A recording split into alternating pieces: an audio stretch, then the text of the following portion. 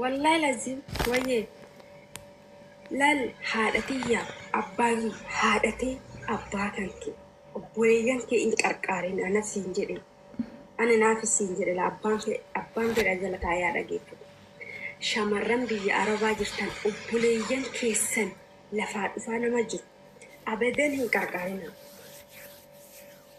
رجيتني nama lafaa dhufaa jiru obboleettii tante obboleessa kee isa humna qabu biyya keessa jiru ni hiyyoomataa maa du'aa jira wallahi obboleessaa obboleettii kan kee hin gargaarin haadhaaf abbaa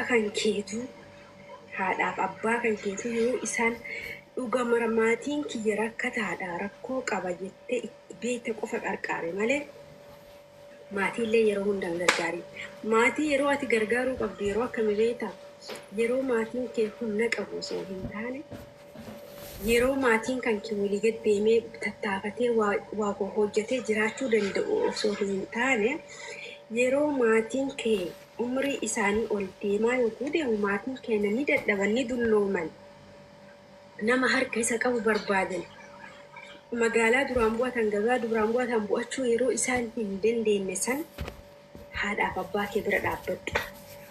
Guyyaa hati haadhaaf abbaa kee gargaartu guyyaa isaan dulloomanii humna dhabanii nama harka isaan qabu dhabanii nama waan takka achi hiixatee as kennuuf gaafa isaan dhaban san gaafa sanatti isaan gargaare gaafa san isaan gargaaruufoo maal ta'uu qabda arra sa'aatii ammaa tana waan buru isaan gargaartuu san walitti qabachuu qabda mana ijaarrachuu qabda bakka isaanii yogguu isaan ufasa itti teessummeessitu yookiin jiraachistu qopheessuu qabdu. Sinii galee malee maatii keessa wallahi laazim akkanuma zim jettanii hin gargaarina. Maatii isinis hin beekan. Isinillee hin beekan. Dhugaa isiniin jedhama. Amma isaan humna qaban yeroo humna qaban kanatti illee isaan asuma kennima isiniin jedhan. Ofii bar dalagachuu ni danda'anii bar. Magaalaa ni waatanii bar. Muka falatachuu ni danda'an. Haati tantee yoo amma umrii isii muka falatachuu dandeette jechuudha. Waanuma xixiqqoodhaan gargaari malee waan qabdutti gadi naqee muka falattu san dhiistee harka si jala qabattu teettee kan daganaa jechuudha. Si galaa kanaafuu gaafa maatiin keessan dadhabee humna dhabee nama isaan harka qabu gaafa isaan dhaban san gargaara. Mee dubbiin tuni dhugaa miti jedhame. Mee dhugaa miti jedhaa keessattuu ijoollee biyyaa rafa. Keessattuu shamarran garaa raafanii wallahi lazii waan qaban damoota isaanii kajii afurii jashanii harka qabatanii gimmaasha haadhatiyyaa kana godhanii. Saa walala. Kanaafuu maatii keessanis yeroo itti gargaartan adda baafadhaa beeka. Amma ciniinnattanii la'ina akkana ciniinnattanii qalbii keessanitti waa dhugaa jirtu itti himtanii sammuu keessan amansiistanii Muhammad Abdallah Anaafata hoomel qiyaamaa wal agarrashii ati yoo tana biyya teettee bar lubbuu birrii na erga irra jedhu keessaa takka. Obboleettii tantee warra rakkoo keessaa sinii galee sinii galaa akkasii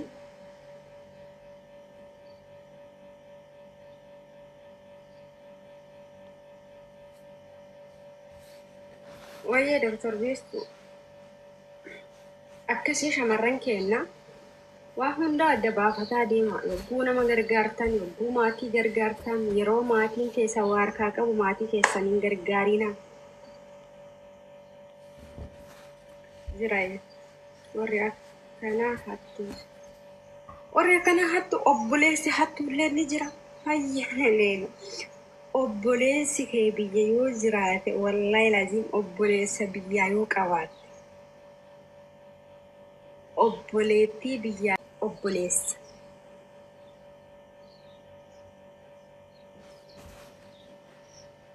Maatii isaanii yeroo hunda gargaaruu qaban galata isaanii jedhin lubbuuti yenoo galata maatii keetii kafaltee hin fixxu wallaaleetii miti bar dhageeffadhu namni galata maatii kafalee hin fixu. galata haadhaaf abbaa kafaltee hin fixu garuu ati tujjaara atuu biyyaan baa keessa jirta sawalalaa ati mataan kan kee dhibamuu dandeetta yogguu dhibamtu san maaliin yaalamta yoo birri hin qabaanne yoo qabeenya hin qabaanne maatii keetiin of yaaluu hin dandeettu sii galee dhugaan maatii kiyyaniin jaaladhaa haati tiyya dhugaa gaafa dulloomte haay maatiin keenya bara akkanatti nafanii sawalalaa haadha tante argite gaafa isii oo amma fakkeenyaaf Itoophiyaa keessatti birraaf gannatu jira sawalalaa bonaaf gannatu jira yogguu bonaaf gannaa kana isaanuu ni qaban yogguu bonaa kana isaanuu ni qaban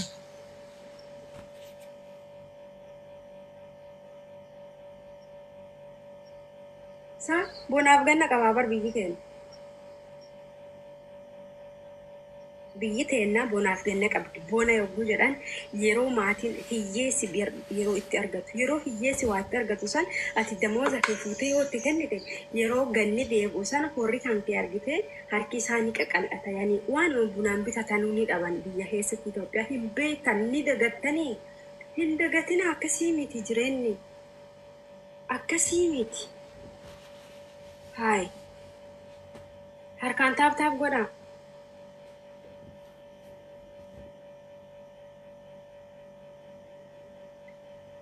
AMN waan warri amma dhufan laal namni gariin akkanuma zin jettanii of keessaa gadi hin dhalba'ina akkuma dhuftanii yogguu mana namaa wal seentan yogguu gastii namaa seentan cal'isaa taa'aatanii yaanni namaa kuni maalinni jedha adda baafadhaa kaasan booda dhuftanii albaatanii waanuma nama maatiin gargaarinaadha tana bichaa qabattee walii gadi fiikin fasaama kaka keessanii kunniin amma warra ganama akka gargaltuu irraan beekne ka warra biyyaa bahe dhuufuu wanaadha rabu qamaa cabu wallaahi lazii argani maaf dhufani maaf maatiin gargaarinaa jettee liqisqisaa yeroo maatii gargaartu adda baasii beekee haati tantee guyyaa isin dulloomtee nama harka qabee ala gadi baasu in argitu gaafa isiin dulloomtee nama harka qabee gabbaasu hin gar amma mee arabdoota laalaa mee akkanuma albaatan malee jechuudha mee biyya arabaa kana keessa maatiin keessan biyya arabaa kana keessa hin turre maatiin keessan biyya arabaa hin turre hin agarre mee amma araba kana laala yogguu haadhaaf abbaa isaanii dadhaban jechuudha ufitti fudhatti dhalammaan heerumtee haadhaaf abbaa isii ofiif fudhattee sarraatanyaa gootee fi inkibikaabee achitti godhamaaf isaa walalaa kana jechuun hoo yeroo isaan humna qaban yeroo isiin humna qabdu isaan waa walirra kaayatan birri isaan dura walirra kaayatan santu arra isaan fayyadaa jira jechuudha isaa walalaa malee zim jettanii akkanuma gadi yoo atarra birrii takka argitee yoo mi'ar'a miliyoona takka akkaawuntii keetirraa qabaatte haati tantee yoo si harka dhibamte achirraa 5,000 baaste 50 baaste 20 baaste gara mana yaalaatiin deematta saa yoo sanuu hin qabaanne hoo walii gad deemtee liqaa gaafatta ammallee biyya arabaa deemaa ammallee akkas ta'a ammas akkas ta'a no haati tee yoo isiin humna qabaatte waan qabdu hundaan hin gargaarii waan bunaan bitattu ji'a lamaan ji'a sadiin waa xiqqootti darbi haa tattaafattu namni biyya keenyaatu waaye nama fayyaa qabuumi namni fayyaa hin qabne argite ni tattaafata taa'uu hin jaalatan uumamaan jechuu warri biyya keenya isin galee kanaafuu viidiyoo isin hojjedha viidiyoo kiyya hundi isaanii seenaa laala amma seenii hojjedha sirra liivii kanarraa bu'ee guyyaa geema kiyyaallee akkan daganne Oktoobar 26 hundi keessan akkan daganne isiniin jedha asuma anqaxar jira booniyyee akkasii maatii hin qarqaarinaa hin jenne maatii yeroo gargaartan yeroo qabdi biyyi teennaa biyyi Itoophiyaa yeroo qaba bonatu jira gannatu jira yeroo bonaasan isaanuu of danda'anii hiyyeessaa dureessaa hiyyeessuu ni argata. Yeroo san maatii keessan baay'istanii hin gargaarinaa.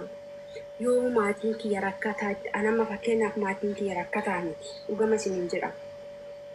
Waggaa lama Saawudii xalaba yogguu ture san maatiin kiyya rakkataa miti garuu ji'aan birrii tana ilmatti erga. Bar rakkataa miti. Bar isaanuu sarraatanyaa qabani. Isaanuu wallahi sarraatanyaa qaban. Garuu birrii ani itti erge sana argitee nuti rakkataa miti jedhanii birrisa walsiin kaayan. Sigala. Nama maatii keenya yeroo isaan midhaan makiinaan haamaa midhaanii ga'e, yeroo ganni ga'u, yeroo ramadaana waggaa keessa yeroo 3 qofa ergaaf sana. 10,000, 20,000, 30,000 akka barbaaddeessan akka dassi jedhee ergitaaf. Yeroo 3 ramadaana ganna yeroo makiinaan midhaan haamusan gara keenya san makiinaan haamuma waan ta'eef makiinaan yeroo midhaan haamusan ergitaaf kalaas ittiin haamsifatanii ganna immoo haga takka argite ittiin of dabbaranii kalaas jireenya isaanii wakkana birra wanne warri biyya keenyaa barlaan birrii takka haati keenyaa si guduunfattee lama as guduunfattee shilingiin sumuuniin akkana irraa baafata malee akka amma asitti kana godhan kanaan akkaataa itti fayyadamanii yoo xiqqaate ni beekan. Kanaafuu ni sobee yoo sobde lakki sobde naafi naan jedha. Ni sobee barra yaanni kiyya sirrii miti.